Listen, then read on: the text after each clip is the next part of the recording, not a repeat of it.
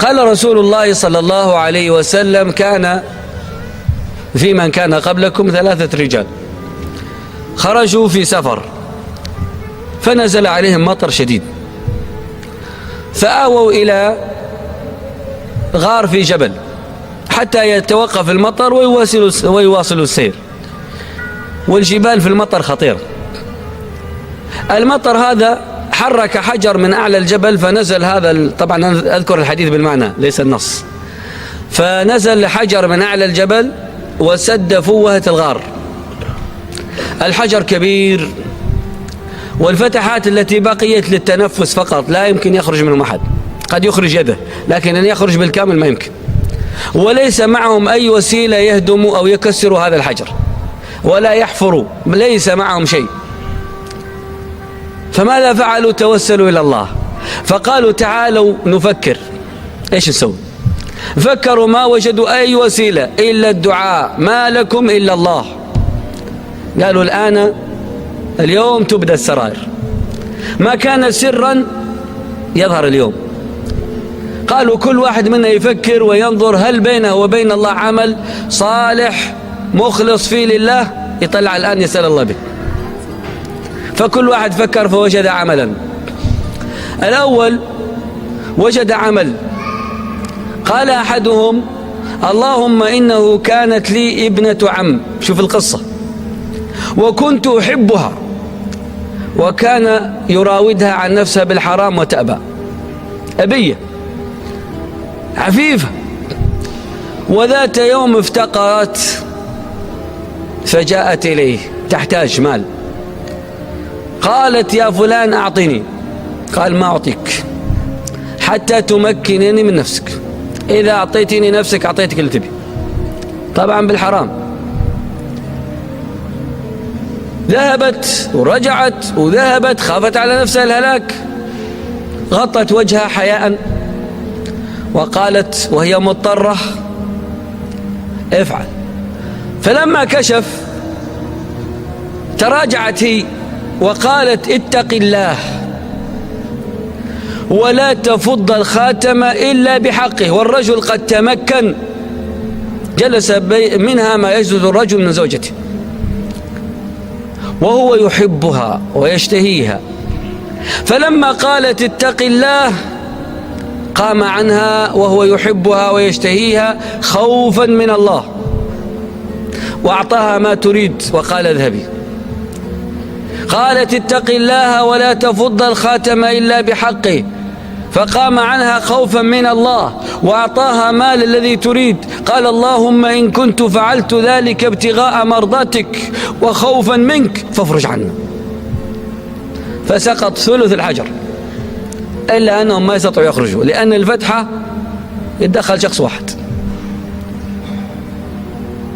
طيب أنت يا فلان إيش عندك؟ وهذا الحديث فيه درس عظيم. إذا أردت أن تسافر لا تسافر إلا مع الصالحين، ممكن تكون في مشكلة فدعوة واحد منهم تنفعك.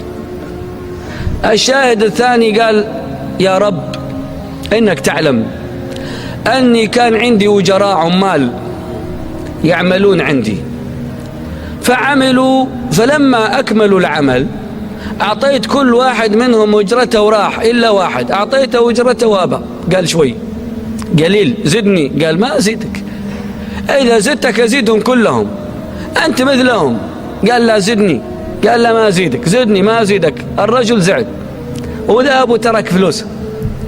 ماذا فعل هو فيها؟ أخذها ونماها واشترى منها غنم ونمى الغنم حتى صارت غنم كثيرة. بعد كم سنة صارت غنم كثير وبها رعاة. جاء الرجل قد افتقر يريد المال الذي أبى عنه من أول حقه، قال: يا فلان أتذكر عام كذا وكذا؟ نعم. قد عملت لك كذا وكذا؟ نعم. لم آخذ أجرتي؟ قال: نعم. أرأيت هذه الغنم ورعاتها؟ قال: نعم. قال: هذه كلها لك، ولم يعطيني شاة واحدة، حتى كلمة شكرا يمكن ما قالها. ساق الغنم وما أعطى شيء، وهو كان ممكن يعطيه فقط المبلغ الأول ويخلي الأرباح له لأنه هو اللي اشتغل، ومن حقه يأخذ مقابل العمل. فلم يأخذ مقابل العمل وأعطاه كل شيء، وأخذ الرجل كل شيء ومشى. رفع يديه قال اللهم إن كنت فعلت ذلك ابتغاء مرضاتك فافرج عنا. فراح الثلث الثاني، ما عاد باقي إلا ثلث واحد. يلا يا الثالث إيش عندك؟ قال اللهم إنك تعلم. يا أخوان ما أجمل من يتكلم مع الله مباشرة. اللهم إنك تعلم أنه كان لي والدين وكنت بار بهما ولا أسبقهما بغبوق. الغبوق حليب الناقة. لا أسبقهما بغبوق، لا أنا ولا أولادي. أول من يأكل والديه، أول من يشرب والديه. هذا نظامه مقدم على الزوجة وعلى الأولاد وعلى النفس، وهذا ينبغي أن يكون مقام الوالدين. ينبغي أن يقدم الوالدان على النفس وعلى الزوجة وعلى الأولاد. المهم ذات يوم نأى به المرعى، يعني وهو يرعى إبله نأى به بعد، فعاد من الليل فوجد الوالدين قد ناما.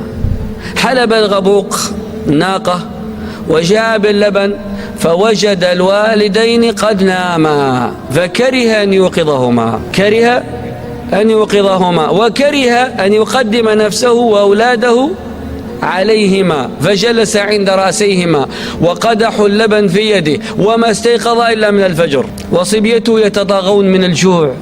بابا أعطينا، حنا صاحين نشرب. لا، ما حد يشرب قبل الوالدين. طيب الوالدين صحيهم يشربوا؟ لا، ما صحيهم. طلع الفجر استيقظ قدم لهم اللبن فشربا. قال اللهم إن كنت فعلت ذلك ابتغاء مرضاتك فافرج عنا، ففرج عنهم فخرجوا يمشون. هذا يسمى إيش؟ الاستعانة بالعمل الصالح. إياك نعبد وإياك نستعين. نستعين بأسمائك دعاء، نستعين بصفاتك دعاء، نستعين بما وفقتنا له من الأعمال الصالحة دعاء ندعوك به.